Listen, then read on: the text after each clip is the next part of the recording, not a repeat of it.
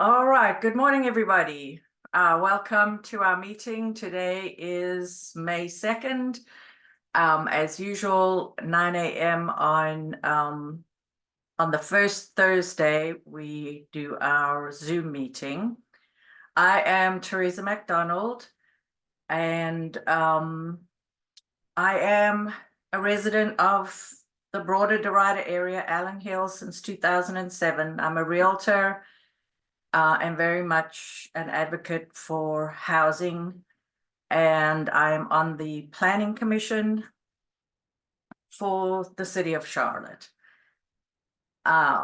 Just to run through quickly what we try, sort of the boundaries of the area that we cover or focus on. I mean, obviously, everything is kind of connected, but we do try to focus on our corner of Charlotte here between 77 in the west and 85 in the south, and then Harris Boulevard, inside Harris Boulevard. Some of these other roads are turning into major roads or have turned into major roads that constitute natural sort of boundaries or barriers, but we still try to focus on this broader area. Here's our meeting schedule. Just a reminder, in June, we will be putting together an in-person meeting. I think it will be a Saturday, probably the first Saturday. All those details to be defined. June 6th is not the date, so I probably will change this before I send out the slides, but we'll be working to do something in person in June. And then July, since it's so close to July 4th, there will be no meeting at all. And then August 1st, we'll be back on Zoom at 9 a.m.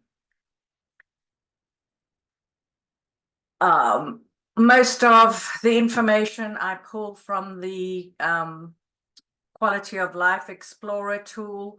The link is on the slide. If you click on it, it will take you to the link. And these are the areas that roughly constitute Derita. They're census tracts. All right, so let's go around and do some introductions real quick. I will start with our council members and city staff, and I'll just call on you kind of as I see you, and we'll start with Lawana Mayfield. Good morning, everyone. Glad to join you all. Thank you for the invitation. Interested to learn how Councilmember Johnson and I can continue to support you. Thank you very much. Ms. Johnson? Good morning, this is Renee Johnson, and I am the District 4 representative. And part of Derita is still in District 4. I share Derita with District 1 Representative Dante Anderson and myself. And I want to thank our Councilmember Mayfield for being here today. Interestingly enough, the first time I saw her speak was at a Derita Matters meeting years ago before I was on council. So thank you for your continued commitment, Councilmember Mayfield. Thank you. Thank you. Love Yes, you, thank you both. Sorry. I also wanted to add that Dante Anderson, District 1, as well as District 2, Malcolm Graham, Derita falls into 3 different city council districts. Okay, the area I was referring to on the map before. So yeah, that's a blessing and a curse. Actually, I see it as a blessing mostly. Thank you very much for being here. And then as far as city staff goes, I see Jamila Freelane, if you wouldn't mind just introducing yourself real quick.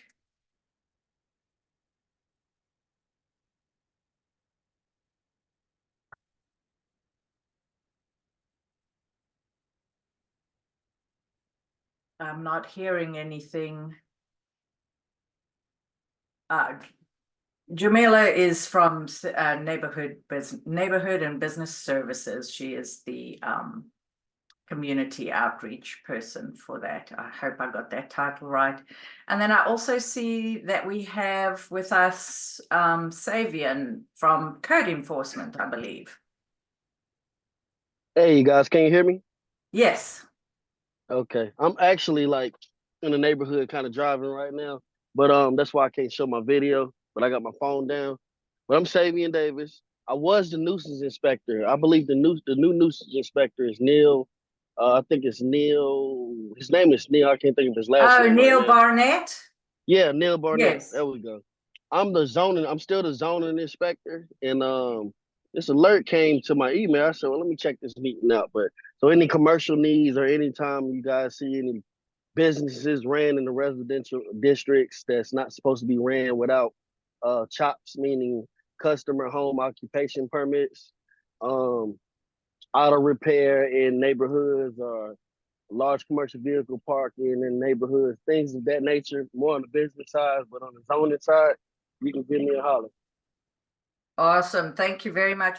And do you cover which side of Sugar Creek? Because I believe that's the dividing line.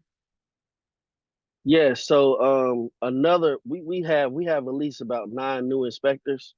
So we're Okay. kind of scrambling right now, helping them out, and I'm still kind of hitting my old area.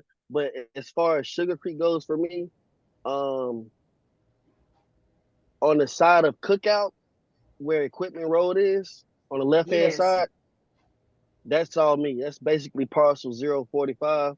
So if you go from Cookout on the left-hand side, passing Equipment Road, all the way down to Gibbons and Nevins area, and you make that left off Gibbon, that's all me all over there on the left-hand side. And he Okay. has the right-hand side.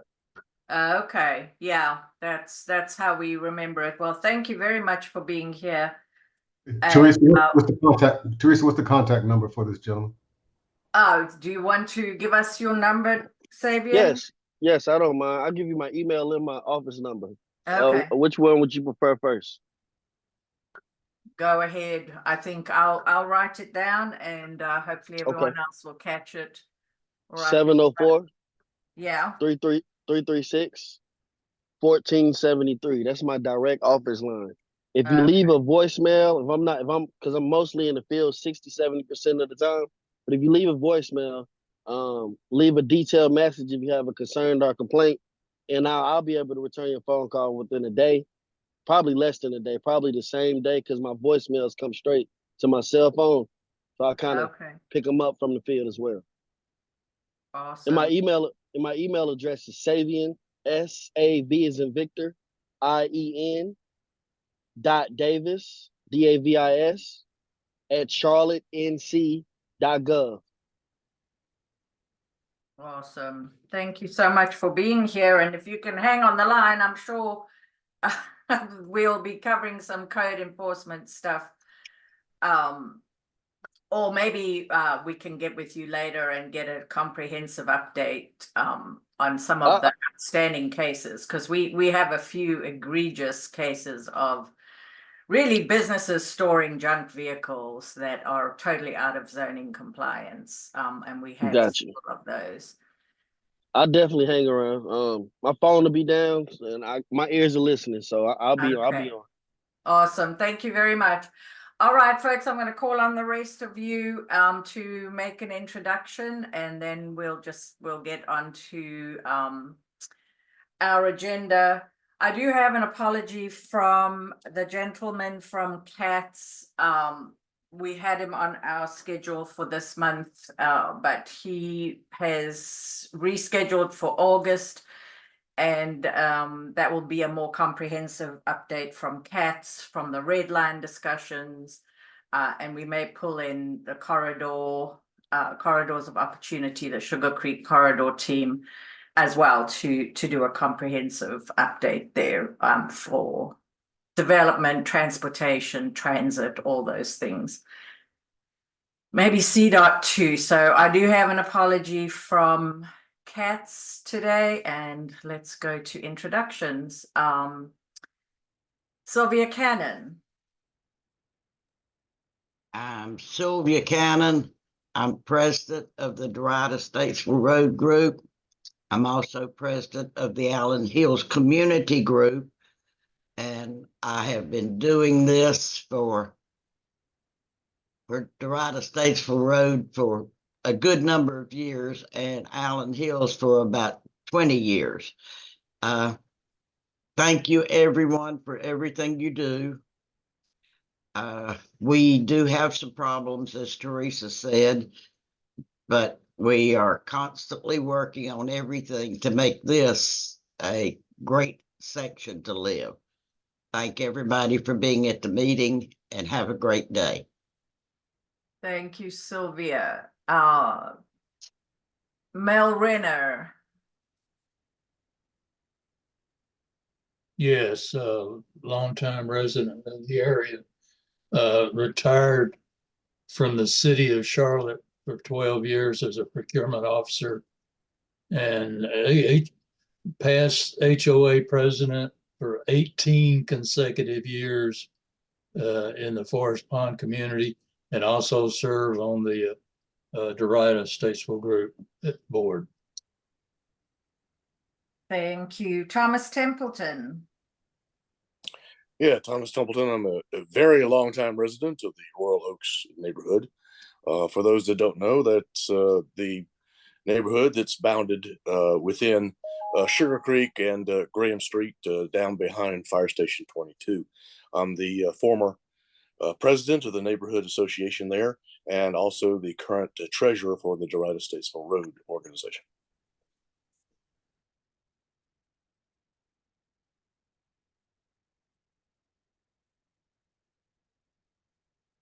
Jeffrey Simpson.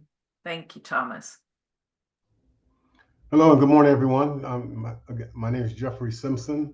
Well, a little background for me. Presently, I am the president of my HOA here at Farmington HOA, which is between Sugar Creek and Mallet Creek Road off of Hubbard. Also, my background basically is I was previously the vice president of the NAACP up in New Hampshire. Right now here in Charlotte, a couple of boards I'm on is called CRB, which stands for the Citizens Review Board. The other one is the Neighborhood Matching Grant.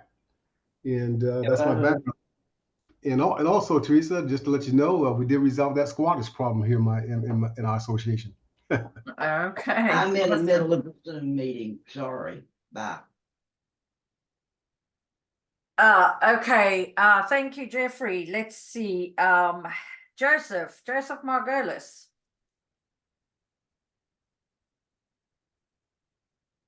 Are you there? Good morning, Great. everybody. I'm Joseph Margolis. I've just recently had more time on my schedule to start participating again in community work here in Derita. And most recently, I've started participating in some of the work of the UDO advisory committee. I'm currently applied for one of the openings, and I'm just doing, following that work right now for this area. I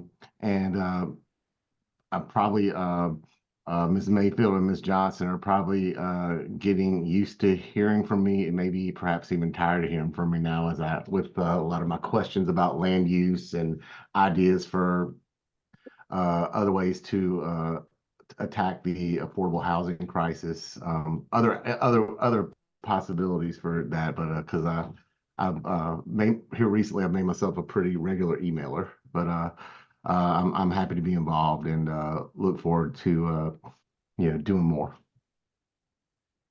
Thanks, Joe. And then I think we have a couple from let's see, David Oliver and then Haley from Oak Hill, I believe. Welcome.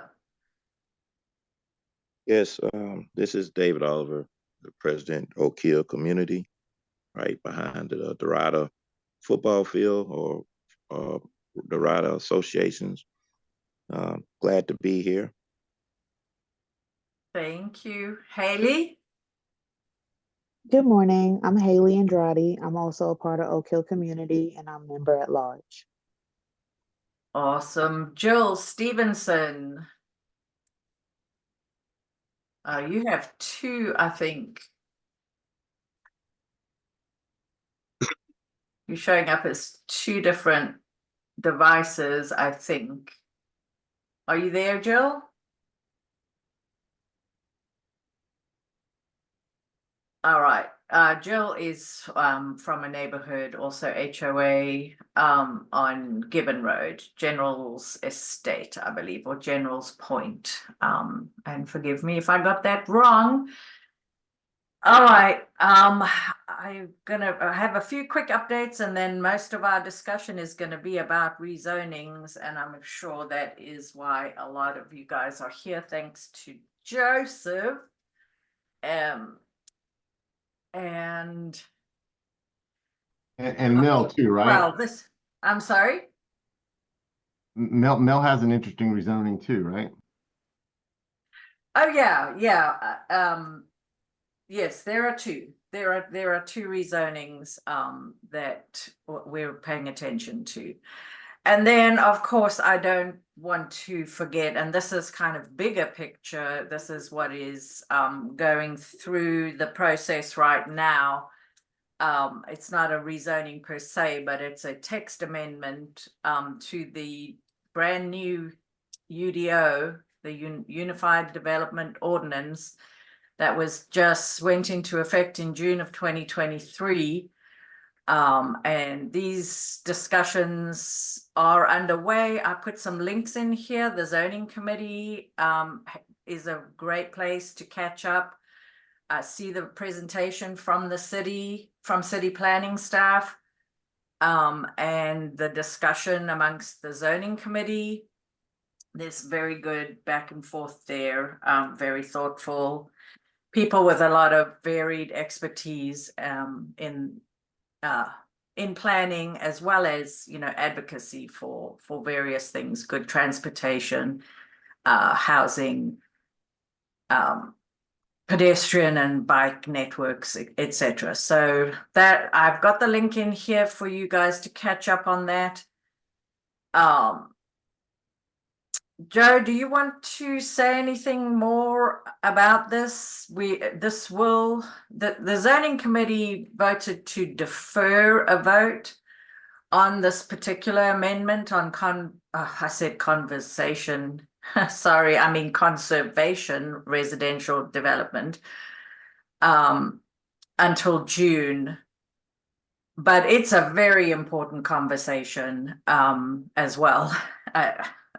These are development options, and so I really urge everybody to try to catch up on the discussion and write to your city council reps, the at-large reps, etc., because this will come before them in a vote. Not sure exactly how that timeline's going to play out now, since the zoning committee deferred their vote until June. Well, in terms of governance, we have two, people on the council. They might have some insight into how because I'm not sure, they may be able to just go. I don't know how zoning commission rules are in the ordinance for that, how that impacts how votes get scheduled. But I will say, like, it seems like these from what I'm looking at, these policies, these three policies are kind of all designed to work in concert. And I think there's a lot of what I saw from the zoning commission, there's a lot of concern from them about just, well, what if the council passes one of these but doesn't pass all three of them? That could fundamentally change the nature of what the UDO could do. And so they were kind of wanting to take more time to sort of, and there weren't a lot of clear answers from that zoning commission meeting. It's on YouTube for that section. There wasn't a lot. The zoning board didn't seem to be satisfied with some of the needing some clarification on just some of the how the math worked out in terms of these type of things being a viable product. But when I talked to Monica Holmes in planning a few weeks ago, specifically speaking to the conservation residential development part of it, what they're trying to dissolve, I mean, there's definitely, you can look at some of the site plans, and it's definitely creating, it doesn't seem to fit the spirit of the conservation residential development process. And the land is supposed to set aside open space that the neighborhood can benefit from. And that's just sort of not how it's worked out. It doesn't look like anything, I will say on my end, I live in a neighborhood that seems to fit the description. It's actually way more dense than a lot of the site plans that I'm seeing. We're an N2B property with 7 acres with 100 units of condo units. When I'm standing in my kitchen, my dining room area, I'm on top of someone else's bedroom. So it's and I will say that we right now, especially because of the price range that we're in, when one of our houses goes on the market, they're sold within a few days. So I don't know. So the idea, it's not, these things aren't aesthetically pleasing. I'm not sure how it'll impact the market in terms of affordability, because I think we're probably one of the more affordable housing types in Charlotte, and it goes quick. We're under 300,000 for 3-bedroom, 2-unit, 2-bath condos. So that's just sort of my personal take on it. But I will say it doesn't match the intended aesthetic. And what they predict is that it'll probably, if this were to pass, you'll see the conservation residential development will probably be used significantly less as a choice, which is why they're doing a compact development option, which puts new standards in that require units to front a city street, which will keep the maintenance costs, defer the future maintenance costs of improving the roads and the sewer and the plumbing, the water and the sewer to the city in the future. And then after that, the plan would be to pass to consider whether or not to remove triplexes to corners of I think it's N1B through N1C, or N1A through N1C levels. And if it sounds really jargony, I want to say this: the more I try to dive in this, the less I feel I know, and it's probably some of the most important policy making a city can do is the land use stuff. But it's in terms of learning to wrap your head around it. It is a beast, and I'm happy to have discussions with people, and as we learn this together. Thank you, Joseph. I would say to one of the council people, I am curious about that though. Could someone, can you still vote on this, or if the zoning commission votes to defer it, does that mean you have to defer it?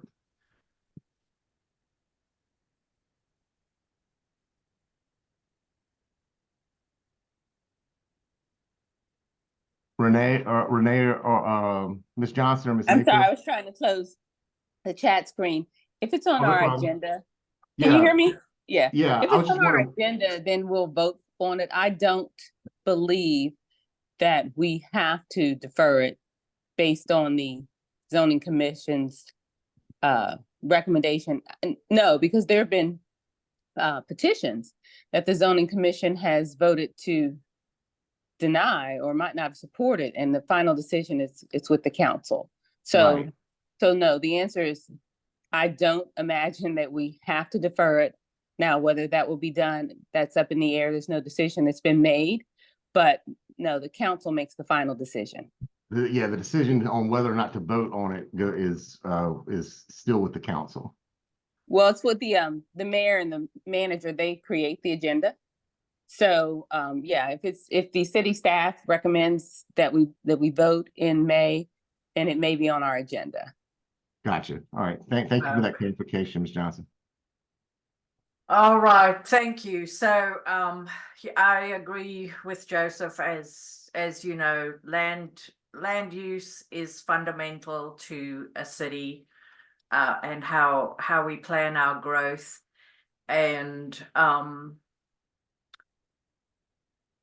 I am definitely in the camp of these 3 amendments should be considered and passed, or should be considered together and not piecemeal, because really the consequences of approving one and denying others by our city council would be quite disastrous. And we are already dealing with, 20 years of growth going to our outer edges, and we've got to figure out how we as a city, as the economic development engine, can allow more people to live within our city limits. And it is going to mean, some compromises, smaller lot sizes and more dense development in those limits. And, somebody has to stand here and be the voice for the future. And because the incumbents, the people who already own land, are already homeowners, will of course want to try to pull up the drawbridges and prevent change. So anyway, that is something definitely to watch. If it comes up for a vote in front of City Council, that will be the zoning meeting in June. I'm sorry, in May.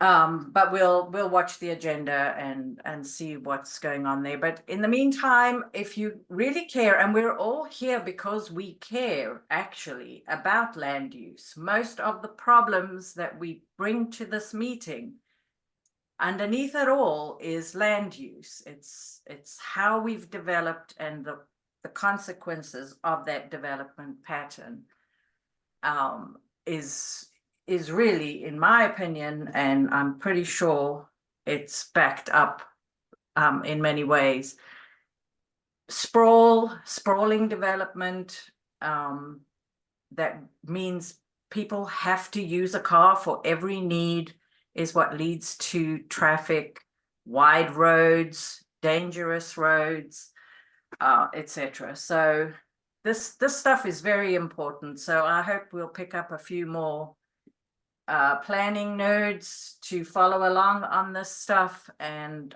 just keep advocating, because the other thing that we talk about in these meetings a lot is we have a lot of vacant and underused land in Derita, and we are right between the 2 biggest employment centers, Uptown and University.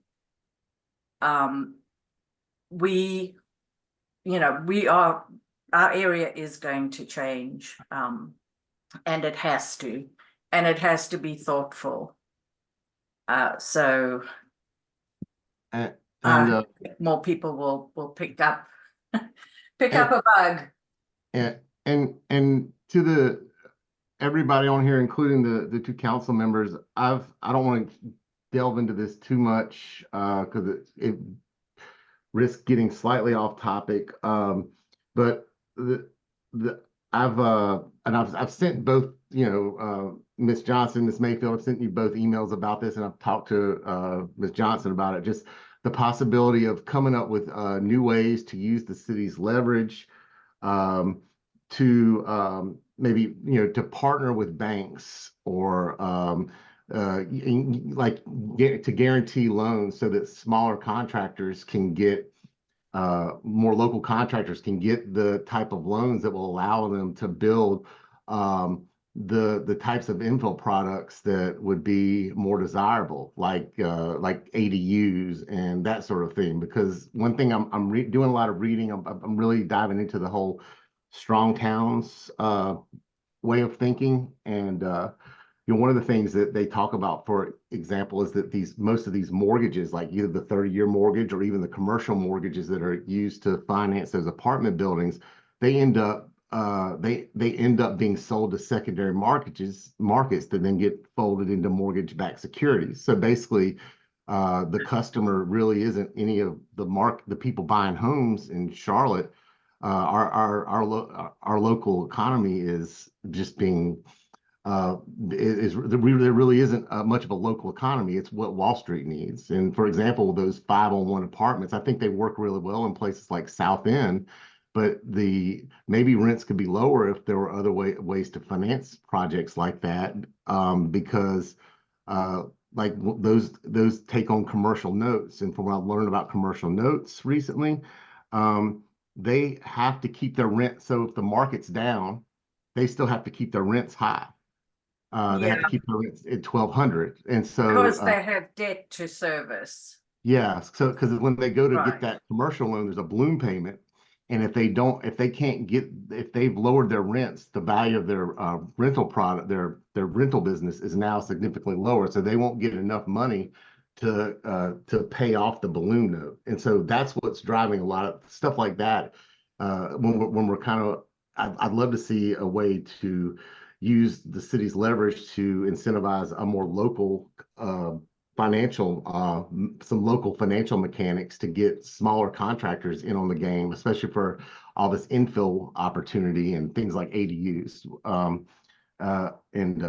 What do either of you think about that?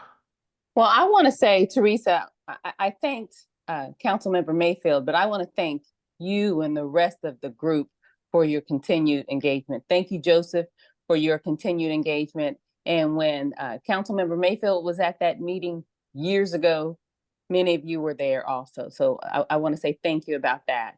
I also want to give a little more history with the UDO. It was passed, the Unified Development Ordinance was passed and effective June 1st, 2023. And when it was passed, it was a 6-5 vote. And most of you know I was opposed to the UDO because of the provision that would no longer allow single family exclusivity anywhere, meaning that anywhere a single family unit could be developed, considering HOA rules and setbacks and everything, it would allow duplexes and triplexes. And I'm still of that belief, but this is not that.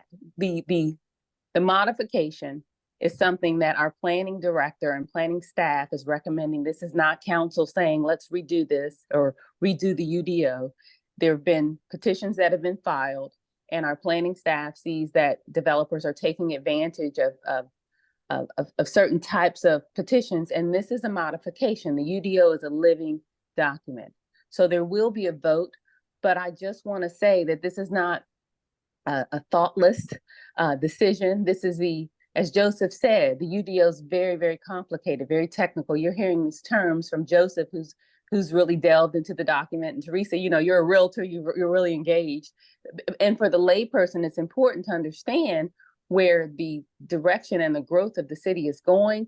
But we do have a whole team of experts and folks who are doing the planning. And this is a recommendation from city staff. So we're hearing from the experts. You know, it's great if you watch the meeting, but I do want you all to know that when we make these decisions, they're thoughtful and they're guided, and there's a lot of research that goes into these decisions. So the decision hasn't been made yet, but I just want you all to know that there's a planning staff, and the planning staff is the ones that are recommending these changes. Thank you. Yeah, it's a debate for sure. So go and check it out. You can also look at the conversations within the Ordinance Advisory Committee, which is made up of people from the development world, people from community, representing neighborhoods, and people from all walks of life that also grapple with these amendments and bring their perspective. So I would I mean, I can't stress enough that we need to get involved on this. And anyway, let's get to our real local updates. Puckett's the Puckett site at the corner of Mallard Creek and Sugar Creek. That developer NHE Inc. Did have an application before City Council for housing trust funds for their project. Here's some details about the project, a rendering of what it will roughly look like at that corner. We've seen more details in past meetings, but this is the presentation from staff, and City Council did approve this for funding, and you can see how the funding is laid out. It will be 60 apartment units for rent, and I don't know if they've got the bedroom breakdown here, but we have seen that elsewhere. They will have 1 and 2 and I believe 3-bedroom units in there. And the others that were approved during the same package of affordable housing trust fund dollars are listed here as well. And this is the one we've been following. Mallard at Sugar Creek is the name of it. So I don't know quite the next steps, because I believe that there's still a federal or state component to this that has to be approved. But I believe this first step, is means that the next tier of funding will also be approved. And I may be wrong on that whole process, because gosh, when you want to talk confusing, financing development is very confusing. So I don't know if I will ever understand it, but here's the requested support from the city towards this project, $2.6 million. The total development cost is just under $20 million. And so this 2.6 is the city's contribution to developing this, so that they can end up with a product where they can maintain these rental levels that are affordable for people at 30% of the area median, 50% and 70%. So that has been approved. That vote was taken on April 22nd. Red line, these public meetings have been held. I attended almost all of them. I did not get to the Davidson one. There is a link here for you to provide input. There's a map. You can actually go and look at the map and put comments on the map. So again, get involved. They need to hear from us in Derita as far as our station location in downtown Derita. And these are very preliminary discussions. What they're really doing is just updating the plan that was developed years ago and then put on a shelf because Norfolk Southern was not willing to deal with the city in terms of, sharing the tracks, etc. But that has changed, and that is very much on the table. It's not funded. These are just preliminary discussions. And as much as we may be exhausted by doing this for almost 30 years, I believe that this has been a topic of discussion. We need to stay involved and show up and be heard, so that we are, we get the benefit of this investment if it ever comes. And to fruition. can I say something, Teresa? Yeah. Yeah. I want to share this for the benefit of our two council members and maybe anybody else here too. As someone who is interested in, I live along the part of Rumpel Road. Well, it used to be Rumpel Road. Now it's University City. It used to be Rumpel Road, one way in, one way out, 2-lane road. And now I'm cut off by 2 stroads, North Graham Street and University City Boulevard. So there's no way I can access Charlotte outside of my neighborhood without hitting a strode. And so I'd like to see bus service along University City. But when I talked to Commissioner Altman, she was at the Saturday, the 20th event at the Sugar Creek Library. She was basically saying that all this is tied to the way the MTC is looking at this is it's tied to the 1 cent sales tax increase. I don't know, but with that being the last available amount of taxation that we can get, I'm not sure that's the best possible way to go for funding, but it seems like that's going to get the bus service as robust as it needs to be, where we can have more frequent routes from Derita to University City and other places, and make better connections. It just seems like I'm just wondering if there's something else that the city can do to find money to expand CATS inside of Charlotte, the bus service part of it. Because it just seems like if expanding bus service is tied to a sales tax increase, that just seems like that sort of process is a long way off from even being voted on. Yeah, that sales tax increase is what would be needed for the comprehensive, like the whole big plan that CATS has put forward, which includes rail and bus and micro mobility. There is a big plan, but yeah, that it's not been funded, and it will be funded with a combination of our sales tax dollars as well as federal funding. Ms. Mayfield, did you want to say something?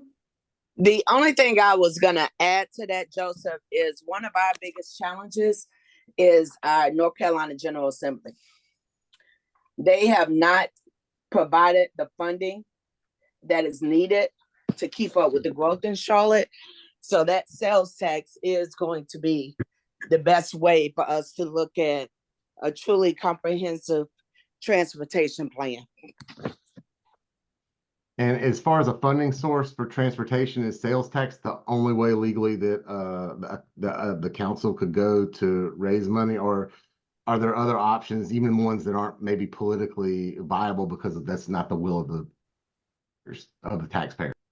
What other options are you thinking? Because remember, the bulk of our taxes comes from you all, the taxpayers, from all of us.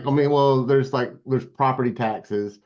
I would imagine bonds, which I guess are paid for by property taxes. Yep. So that's essentially saying property taxes. And right. So actually the sales tax, by doing it through the sales tax, we probably have a much better chance of spreading out the impact versus property taxes. So you think about the most recent property tax reevaluation the county did.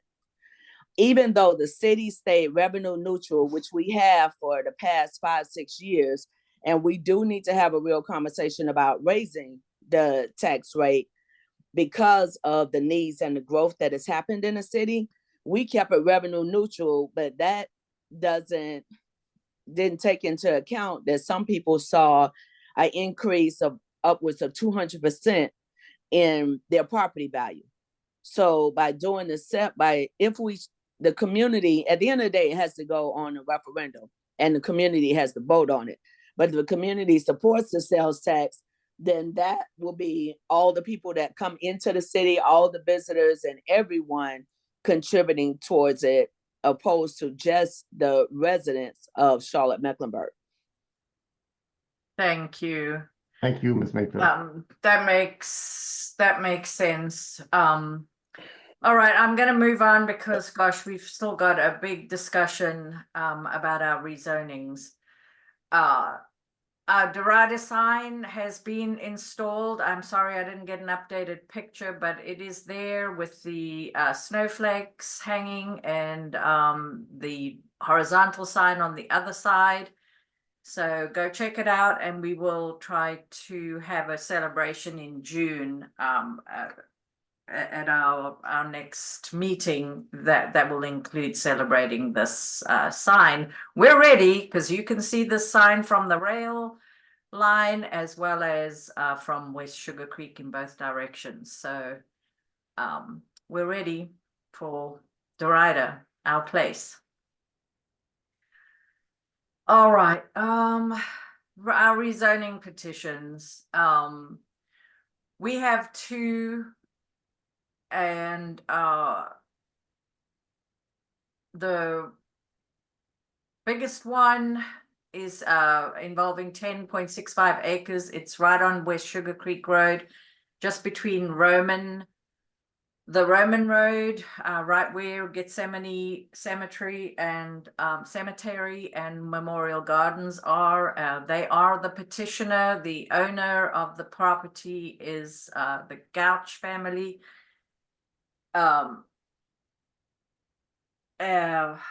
If I'm correct on that.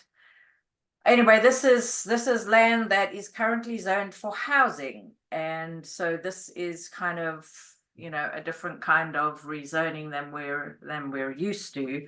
They are requesting institutional campus, which would allow them to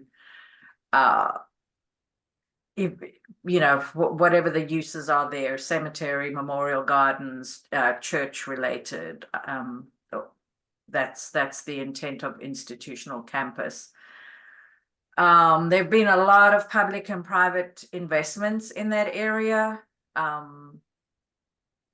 that we've been talking about over these years, as well as, you know, it is a corridor of opportunity. So there is a community meeting coming up, and I would urge you all to attend. I'll send out the details. It is via Zoom on May 7th. I don't remember offhand the time. It's an evening time, so it'll be in the 6-7 p.m. time frame.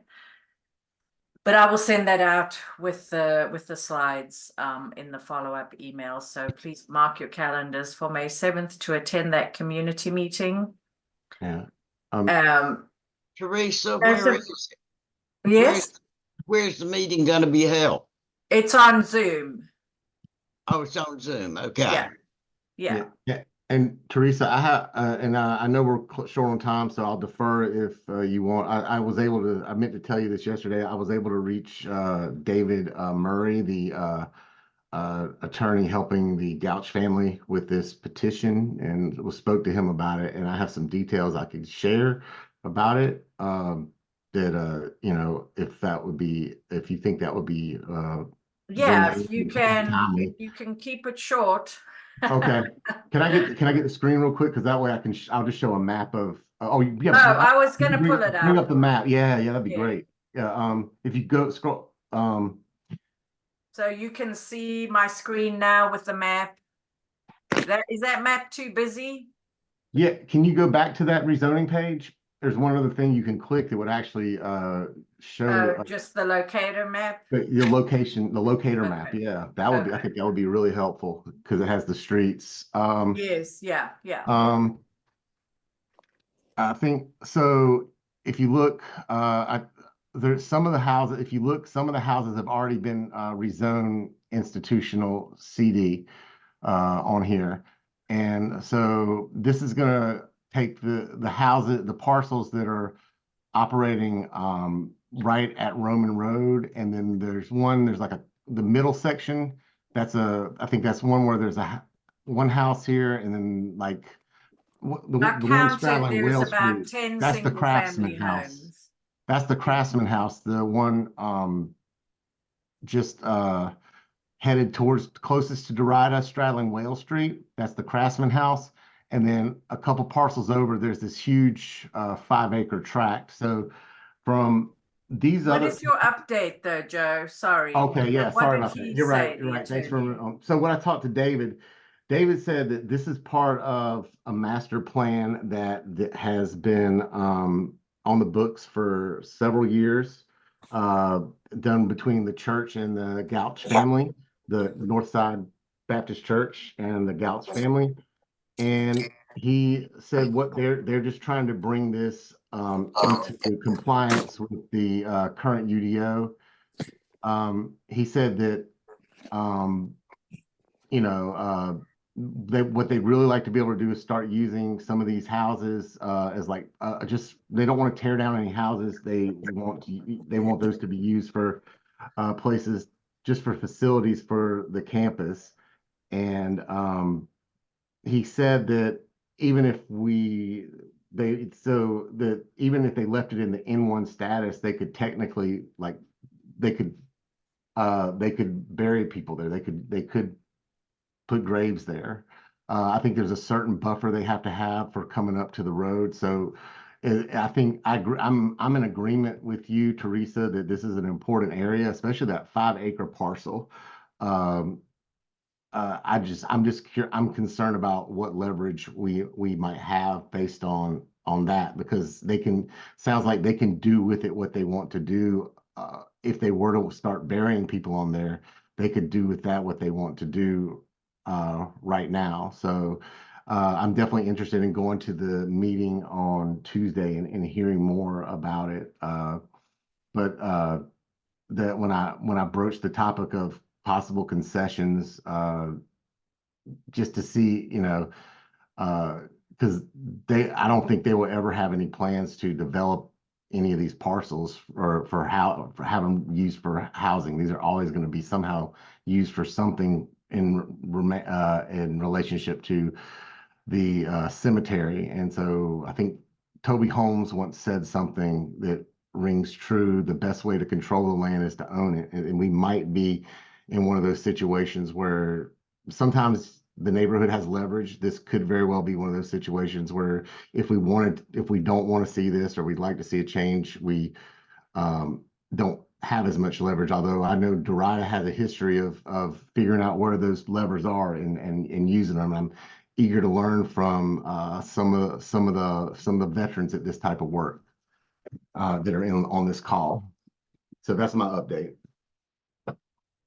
Thank you, Joseph. Yeah, everybody try to be at that meeting and we can understand what they're planning. Is somebody, Ms. May? Rachel, can I ask a quick question? I just want to make sure that you all check in with us after that meeting, because I'm starting to hear from residents in other communities that these Zoom meetings, you don't see who all is on the call. It's not open for, like right now, how we're able to chime in. And even though it's being recorded, what residents are asking is not what's making it into the meeting minutes. It's being the question is being looked at and then interpreted by the developers. So I just want to make sure that that's not something that is consistently happening throughout the community. Okay, thank you. So somebody on attending can try to make some independent notes, and we can compare that to the developers' minutes Screen that they record. publish. Yeah. Yeah, Okay, Teresa, that's a good point. Teresa, I just want to second that. I want to second that concern about these meetings being held only on Zoom. This is like I don't know how many, the second or third one I've heard where this kind of a project meeting is only on Zoom and you don't get to see anybody or meet anybody. Exactly. I think Zoom's a nice tool, but I think these meetings need to be public and in person as well. So I think that's a very strong case for that going forward, especially since this one seems to be especially confusing, and it's concerning, especially for my neighborhood, since we're right across Sugar Creek Road from whatever they're planning to do here. Right. Well, I hope that you can get Royal Oak neighbors, and we have some of them on our email list too, and they have a Facebook page, and we'll just try to at least be at the Zoom meeting. My experience is most of the time these developers and their attorneys are very willing to have extra meetings. So we can bring that up at the May 7th meeting, and I'm pretty sure that they would be willing to have something, and certainly they have the space. They have all sorts of meeting space on site to have something over there. So we'll yeah, I mean I agree. I like having both because the Zoom is accessible typically for younger people, maybe people of all ages, but the in-person has that brings a whole different crowd, and it's very important. So yeah, I agree that we should try to do both. So anybody else got any discussions? We'll plan to attend the community meeting and then see if we can encourage them to have an in-person meeting regarding this. I'm keeping an open mind because I don't actually know what they're planning, but I also do not like to see us losing land that is zoned for housing when every single rezoning to allow housing becomes a battle. So I do not want to see this lost for potential housing. There are only maybe 10 homes along this stretch of Sugar Creek. I tried to count them. And it sounds like they are not being used as housing, even currently, but we'll wait to see what they present, and bring your questions and your constructive ideas for whatever leverage we may have in talking with the developers about this. And Thomas, I've been meaning to call you anyway about this, and I'll if you're available, I'll call you a little later about this to talk offline some more. Sure. Awesome. Thank you, guys. I'm going to try to go back to my slides, and then I'll pull up the other rezoning petition is off of Hubbard Road. And it's an almost 5-acre site. And I'm not sure. I guess this particular rezoning request does not fall into any of those development options that we were talking about before. This is it's currently zoned N1A, which is kind of less dense, maybe the old R3. Certainly this area around here is probably R3, but this is Farmington over here, that is more like an R4, R5, meaning 4 or 5 units per acre. Same here, most of the stuff on both sides of Hubbard Road that was developed in the 90s is more dense than R3. And if you look at this map, you can actually see the lot sizes, how they're, you can see the bigger. This is kind of R3, what R3 lots look like over here and here.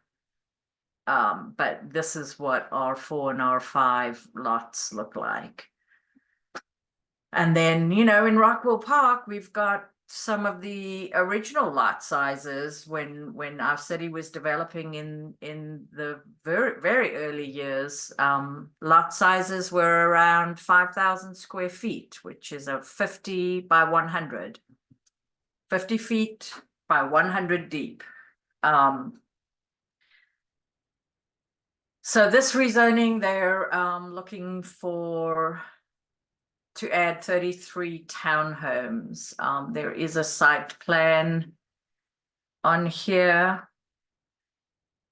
I hope you're following along on my screen. And that's what the proposed site plan looks like. So it looks like, you know, a lot of tree save or new trees, perhaps, kind of buffering the area from the existing single family, which would be Farmington. I believe on these on this north side, north side-ish of this plot. This is Farmington HOA property that is in this area.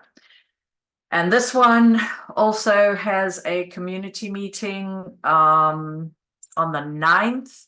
That one is in person at 6 p.m. at the Holiday Inn University. I didn't have time to get the exact address, but the Holiday Inn in the university area. And that is 6 p.m. on May 9th. And I believe that this developer, Monica Benton, is one of those small developers that Joseph was talking about before. So, you know, and this is a relatively small development. She probably has funding and investors and loans for this project. So anybody got any comments on that, or just mark your calendars and I will send the details and come to the community meeting.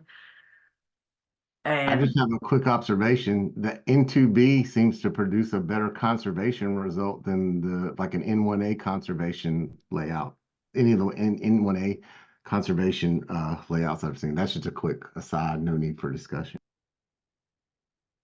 yes, yeah, I agree. It looks, you know, it looks like it has nice green space and buffers. I don't know, you know, the conservation development option was really intended for sites that have natural characteristics like ponds or ravines or, you know, floodplain, not floodplain, but wetlands or something like that, which this site probably does. And that's why, you know, it's kind of turned out this way, because a lot of this may not be buildable. So yeah, it's an interesting discussion, but yes, this looks, you know, on the face of it, looks like a nice site plan. So we'll attend that meeting as well on the 9th. I did just kind of list the kinds of things that are within 1 mile of this site. And, you know, you've got the corner at Harris and Mallard Creek that has a grocery store, general, there's a Dollar General, there's Lone Star. Is that the right name for that steakhouse? The YMCA is there. They've got Greenway access very close. There's the bus route on Mallard Creek Road. And of course, it's just outside. It's probably a bit more than a mile to downtown Derita, but there's bike lanes and sidewalk all the way into downtown Derita, at least from Mallard Creek and Hubbard. So I think this is appropriate, my opinion, but you guys come along to the meeting, especially those in those communities like Farmington. Farmington basically is right adjacent to this. It does provide that whole swath behind, you know, off of Hubbard Road. If I can get back to the map, is is a lot of single family. So this would add that variety of housing. It would add a townhome product that would, that fits a need. Not everybody wants a big yard to maintain. So I think, I mean, on the face of it, that looks like an appropriate use over there. Anybody got any comments on that one? I'll just mark your calendars for 6 p.m. on the 9th. I don't think I have any more updated slides. These are from last month. So anybody got anything else to add that we should be focusing on? Savian, our code enforcement for like the commercial properties and zoning, had to drop off the call, so we'll try to get him back to really give us an update on those parcels that we reported almost a year ago. Savian did come on our bus tour that we did. Thank you very much again to Jeffrey for spearheading that and getting the buses from the YMCA. But Savian did come along on that bus tour, and we identified the problem/nuisance business properties across from the school on West Sugar Creek, on North Graham at Allen Road South, Nevin and Gibbon. These are all businesses that are just storing more and more junk vehicles and, just not being good corporate neighbors. Teresa, he did the one there's Graham Street and the entrance to right there where they've created an incredible junkyard back there. Yes. Okay, yeah. Puckett. Allen Hills. Allen Hills. I'm stuck for the name. The entrance to Allen Hills right there on Graham Street, where Yes. they've turned that respectable business into a junkyard. So Yes. Yeah. I mean, it's a real problem, and I've not seen any sign that they are cleaning up over there. no, it's worse every time I go by there. Yeah. So it's a site that somebody suggested could be used for the red line for whatever. Mel, was that Mel that suggested? He didn't suggest that site, but somebody else did. But there is some, the red line would need a site like that for their maintenance yard. And I don't know what that looks like, for people driving by, what impressions it would give, but I'm hoping it would be better than what we currently have. Anyway, it's not even up up for consideration as a site like that. But the current status quo is just awful. So we're working on that, and as far as I know, it's an open case, but I have not seen. We'll get an update from Savian to share on that.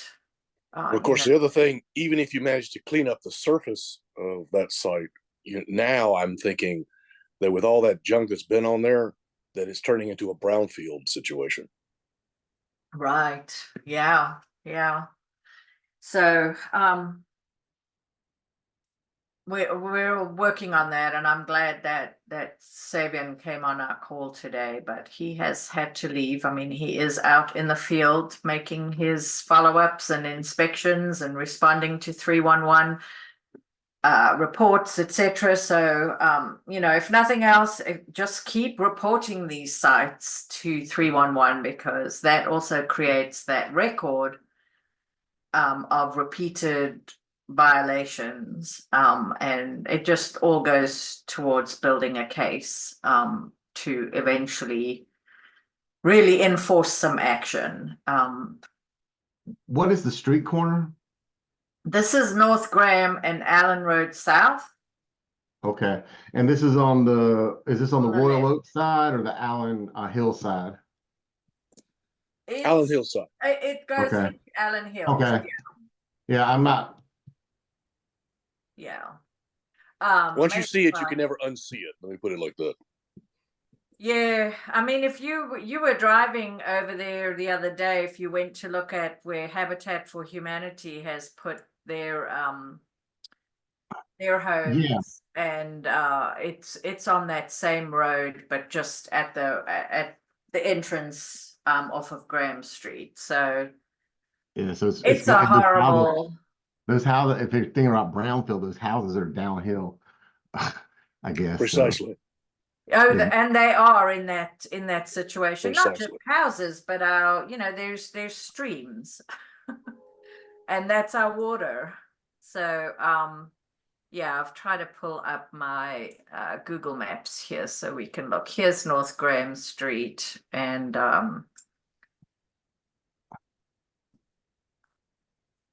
it's over here in that area. And this is all, it is industrial zoning. But still, none of these businesses have the zoning to store junk vehicles. That is not a use that is allowed. In fact, it's explicitly not allowed. It's just that, as far as enforcement goes, the city is limited to imposing fines and warnings and I'm not sure, at what point it really gets to, something that they can really start enforcing, that I don't know, but Yeah, I'll that's be on my big bike. coincide. I'll be on my bike at some point this week, so I'll check it out. Yeah, well, be careful on Yeah. Graham Street. Yeah. There's no sidewalk there or anything, or even a shoulder, so just be Oh, careful. yeah. Come through, I've gotten used to Allen it. Hills. Mm. I've gotten used to it. Yeah. Yeah. I'm a little bit, Miss Mayfield says she won't do it, and I don't blame her. Yeah. Because it is treacherous. Yes. I'm alluding to that meeting where you talked about riding a bike and why you wouldn't do it. And Yeah. Miss Mayfield.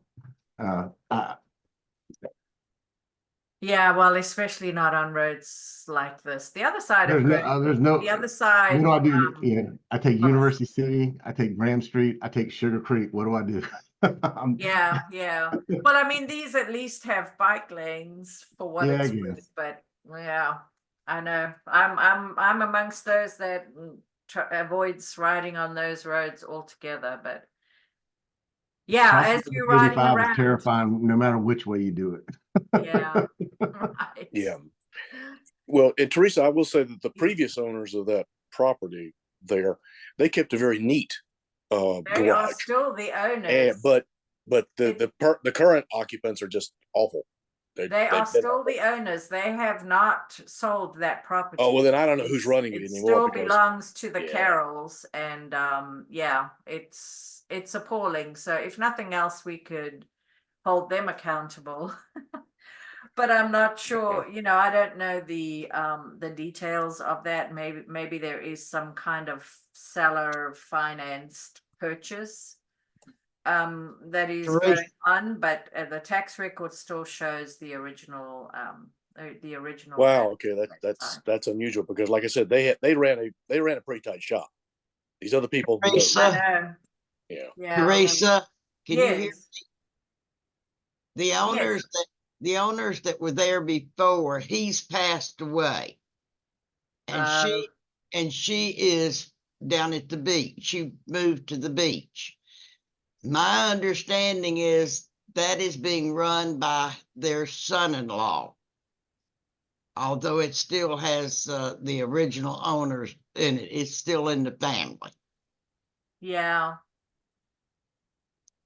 I'm just pulling it up, and it is definitely, and so this is part of the problem that we have too. There's a little section that belongs to somebody else over there, but But yeah, we have this problem throughout Derita. Long time owners of these parcels have moved away, passed away, and yeah, there just does not seem to be an incentive Well, I would say to this try to that make place. improvements. I would say this place and the ones that now are on the northern side along Gibbon Road there at Niven. Those Yes. garages are looking pretty crappy as well these days. Yes. Yeah, exactly. So Nevin and Gibbon over here is this owner at least lives locally. So in fact, is that one of the addresses in Oak Hill? I'm not sure, but yeah, this site is a problem. I don't know what's going on there either. So we'll get an update from Sabian, but these were all sites.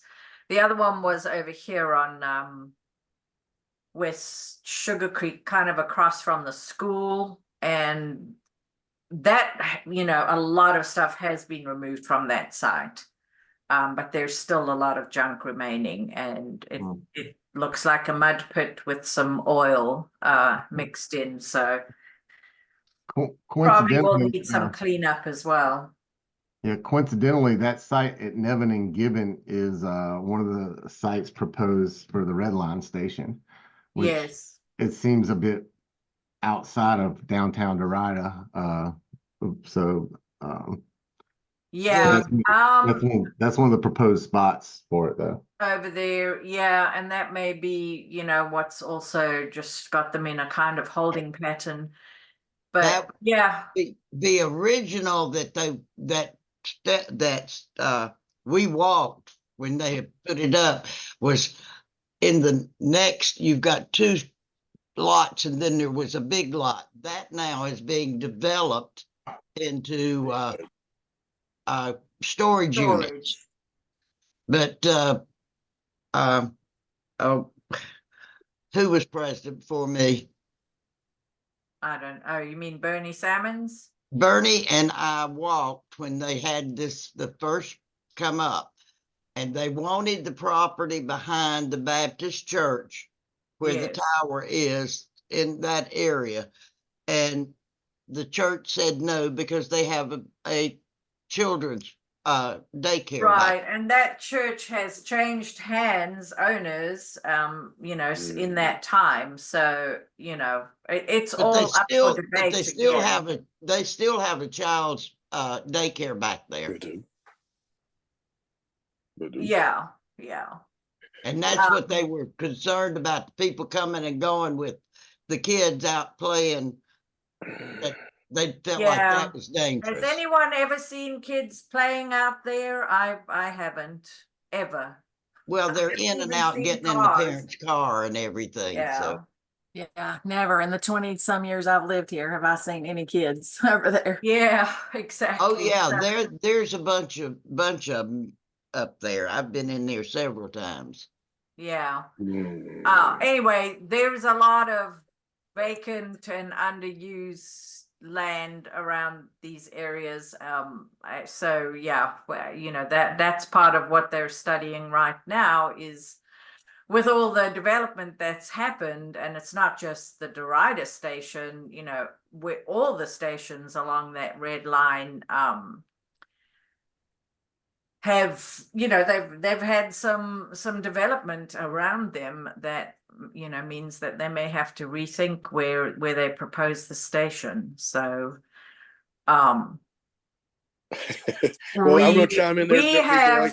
It might have helped if they hadn't waited 30 years after they started planning the thing. But okay. Well, exactly. I mean, only some of these owners have done absolutely nothing in the hopes of having a red line, but most owners, get on with their lives and will develop whatever they think the market is looking for on their sites. But we do have a lot, and I don't know, this is one thing I discussed with the neighboring concepts, which is the consultant for the red line, to really come and look in Derita and walk with us maybe, or just have a Derita meeting for the red line station, so that we can try to figure out what the options are for a station, because we have to have a station in downtown Derita. There is so much potential to add the housing and services and everything that should be around a train station in this area. So that may be August, it may be June, to get the red line focus group, their consultants, to come and have an in-person meeting right in Derita. The Charlotte meeting they had was at the Sugar Creek Library, which is clear on the other side of 85. It's on North Tryon. And as far as I could tell, some of those consultants had not actually even looked on the ground at the areas around the stations. So right now, obviously, they were focused on getting some public input and getting a lot of information from people who have the on the ground knowledge, but I would expect them to spend some time actually on the ground before they make their recommendations. So yeah, that's another big long discussion on that. But this parcel that I highlighted here, I mean, there's a road between these parcels in this area and the rail, so that probably doesn't work for a station. I'm not clear how much land, how many acres they need for a station. There was one talk about, they needed a station that could have a lot of parking. That does not seem to me to be appropriate for downtown Derita, because we have other ways for people to get to a station. Certainly sidewalks, but the distances are more for bicycles. But yeah, I would try to encourage people to be able to ride to the station as opposed to drive a car there. But you have so many elderly people out here that would ride that train that they can't do a bicycle. They can't do the long walk. You have to take care of your older. Yes. No, and that's when other smaller shuttles and things can do the job. One thing, and Teresa, one thing, when we went on the 20th, there's probably no way you're gonna have a stop in Derita without a parking lot. They're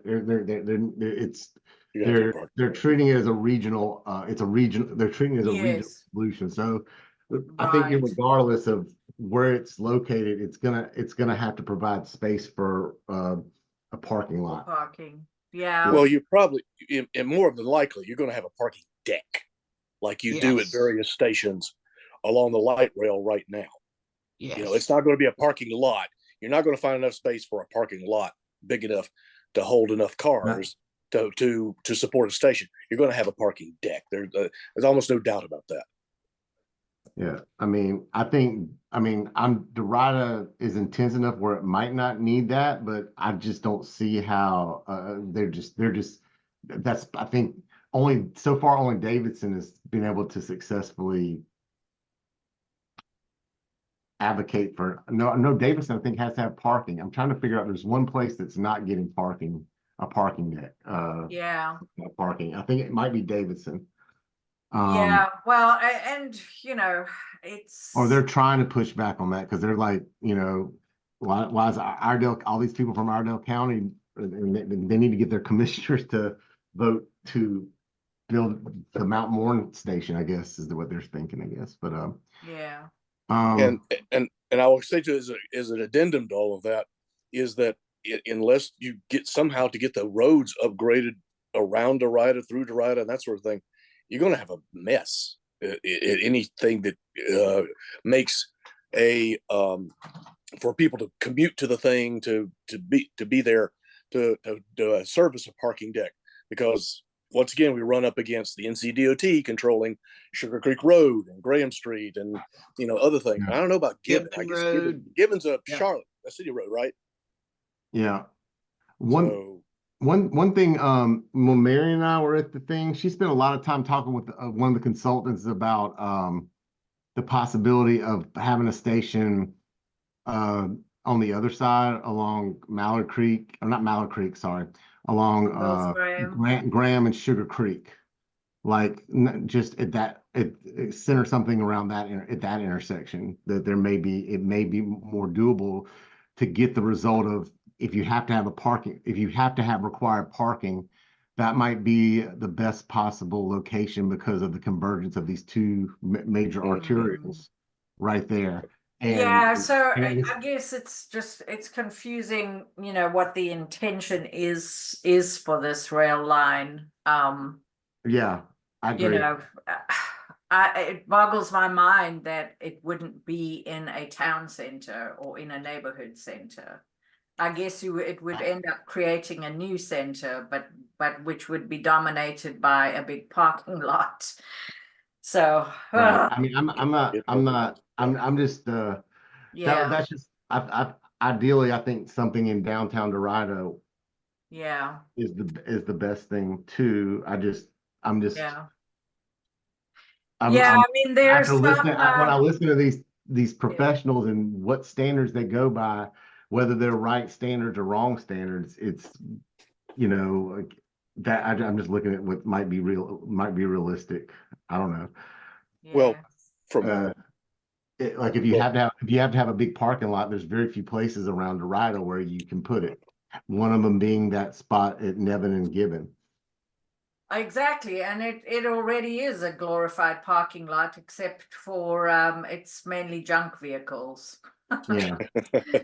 So, I mean, if they added some if they added some storefronts at that intersection, that would be a nice activate that intersection. Yeah. I mean, I think that's the better location, but I don't know what kind of sizes of parcels they're looking for, and yeah, it just, I know this is regional rail because it's bringing people, it's going as far as Mooresville potentially. But once it's like everything, our roads, once they get into the city of Charlotte, there needs to be a different standard applied because you're in city limits, and so maybe you need less parking and more other options, because Sure. to just require everybody or incentivize everybody or make it easy for everybody to just drive half a mile to a railroad station is just, I mean, it's lunacy. I'm very interested to see how microtransit plays out. Like Yes. it seems promising. I don't know when it's going to be rolled out. Yeah. Unfortunately, my area has been carved out of the opportunity like a donut hole. So Yes. I won't get to participate in it to see how it works. But I think most of Derita is in it, and I'm being Sylvia, Yes. when microtransit gets rolled out, would you be interested in just trying it out to see how it works practically for you? Yeah, and she may not even know what that means. Like microtransit means that you can just call for a car. It's CATS. Pick It's a you CATS up. service. A CAT service. The car will pick you up at your house and take you to the station. Or So take you to don't somewhere, have to drive anywhere. your Like own car. if you wanted to go to Maria's or something, it'll take Right. you. Well, guys, I'm going to tell you, when I'm looking at this map, you're talking about, where are we going to put this thing at? I'm looking at Sugar Creek and Graham. And if you look behind, you look at Players, and right behind Players, there's giant pieces of property right there that are going to be better suited for a station, that anything you're trying to squeeze in behind the church or on Gibbon or anything like that, because the roads there are not going to be able to support a station. Once again, it's just If you- But that's once just again, where it then is. if you're having, which they're probably trying to account for people driving to it, which even if that's not going to be what happens, that's Well, what that's what they're thinking about. They're thinking we But want then to it do- means that people people- can't walk there, they can't Bingo. ride there, and so it doesn't actually even solve and a it's traffic dangerous to problem. walk there. It's dangerous to Right, walk through so the right. why would you put a Absolutely. station They're not even a there? damn sidewalk, so. Like I ride my bike there sometimes. I don't like it. I do it. Yeah, no. It's like my Well, chick- exactly. You it's can't my walk adrenaline through going. right. I've tried. I've to go to the post office. Yeah, going to you, Puckett. So you it's walk like, along yeah, here, there's no so, damn sidewalk, So Yeah, but I guess so the to put a safest way, station the there safest way where, for I guess for you, Tom, because there's actually a sidewalk, not until you get to Graham Street, right? That's the part. It yeah, might be safe for you I to mean, walk there's a off sidewalk because- for a while, yes, but yeah, on Graham Street, yes, but on the as you start to go right through downtown Derita, there's no sidewalk. Good luck. Good luck not getting yeah, hurt, and just so, on that yeah. point, real quick, guys, the sidewalk is funded, and we can have the city tell us more about it again. But from the Roman down here, all the way along Sugar Creek to Rumpel Road, all those sidewalk gaps, that is About time, funded. It is gonna happen at some point. That I shall not hold my that'll breath. make that'll make some difference. But these things do not move at all. Never mind quickly. So, but it is funded, those sidewalk gaps. But still, this intersection here is ridiculous. Oh yeah, I turn left out of it all the time when I'm going to Noda on my bike. Yeah, no, it's dangerous in a car, Joseph. Yep. This intersection. So yeah, it's Absolutely ridiculous. it is. Anyway, we can I just don't see that. Sorry? I said, people don't pay attention when they go through there. That's the big problem. They try to turn in front turn on red and all of this kind of stuff without looking to see what's coming. If they would look, it wouldn't be that dangerous. Well, it is a huge intersection now, and they just don't pay enough attention. You're right. That's exactly right. Well, it's stuff. The real problem, I think, because I think you guys are right. Like in terms of like there's much more room. It's fine. It would be fine if it were just if you're going straight both ways and there's no left turns, right? I think it's fine for drivers. It's not fine for anybody else. It's not fine for the elderly people who want to cross the street and go to Walgreens or to Food Line. And even just further down that the rehab center, the people I see sometimes on their mobility scooters trying to get across the street. It's not fine. Like, the state they just put these incredibly dangerous roads on top of our community. Well, and once again, we go right back to it's the NCDOT. That intersection is brought to you by the NCDOT. Thank you so much. Yeah. And you're right. That would be a great intersection out in the countryside, not here. Not even in the countryside. It's a dreadful intersection. It's badly designed. It's so big that you cannot in a vehicle you can't even judge the speed or the how close the vehicle is. I've never felt more vulnerable. I've never felt more vulnerable in a protected crosswalk when I'm walking across the street than when I use that. Yeah, and then it's 300 feet. It's 300 feet from one side to the other. That's a very long crossing for That's a lot. That's a lot. That's a football field, man. Cross a football field to get across the street. Yeah, there you go. Yeah, it's ridiculous. So I think we if they want to put a station over here, they're going to have to do some serious road diet on this section of Sugar Creek. I'm reading a book. University City Boulevard. Good luck getting the NCDOT to do it. Yeah, I'm reading a book right now called by the Strong Towns founder, Chuck Maroon, called Confessions of a Transportation Engineer. And so he sort of talks about some of the approaches to engineering that lead to that, because that's design is designed they do the first thing variable they factor in is speed, then they factor in volume of traffic, then they factor in safety, then they factor in cost. So those are how they prioritize everything. So safety is number 3. Yeah. So in terms of as I suspected. Okay. yeah. And so, but what they feel like is they feel like it's getting the safest result. Like it's based on engineering. And if they're just thinking about cars, maybe, but although during the pandemic, when all the roads were clear and so there was a lot less congestion on all these roads, more accidents went up. So were they really safe?